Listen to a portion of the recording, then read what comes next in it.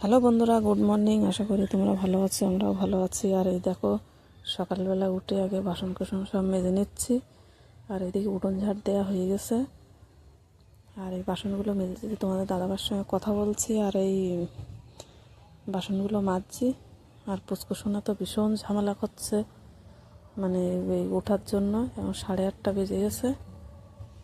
আর এই বাসনগুলো মেজে নিয়ে ওরা রান্নাঘরটা পরিষ্কার করে নেবো, নিয়ে রান্নাবান্না করতে হবে। আর মানে এত ঠান্ডা পড়েছে, ঠান্ডায় মানে কাজ করা যাচ্ছে না। সকালে তো উঠতেই পারছি না, 8টা বেজে যাচ্ছে উঠতে উঠতে। এত ঠান্ডা তো লেগেছে, কথা তো ক্লিয়ার বেরোচ্ছে না। ওই জন্য তোমাদের দাদাভাই বললো একটু বেলা হলেই ওঠো। তবুও সে ঠান্ডা ভীষণ, যতক্ষণ রোদ্দুর না আছে ততক্ষণ যেন ঠান্ডা, মানে গার থেকে কিছু চাদর টাদর ফেলাতে পারছি না। তোমাদের দাদাভাই বললো যে বাসন সব যদি না পারো রেখে দাও। আমি বললাম না, একবারে সব মেজে নিয়ে। আর দেখো, বাসন মেজে রান্নাঘরে চলে এসেছি। ওইদিকে চিংড়ি মাছের বড়া, আর ওইদিকে তেলাপিয়া মাছ আর হচ্ছে বেগুন দিয়ে আলু দিয়ে ঝোল হচ্ছে আজকে, এই মেনু। আর রাত্রিবেলা মাংস নিয়ে এসেছে তোমাদের দাদাভাই, এই যে।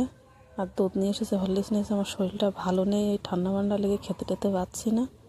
তাই বললো হরলিক্স খাও একটু, চার মতন, গরম গরম ভালোই লাগবে। আর এদিকে পেঁয়াজ রসুন হচ্ছে লঙ্কা সব ভেজে নিচ্ছি, নিয়ে পেস্ট করে মাংস রান্না করি। এরকম করে রান্না করলে হেভি লাগে।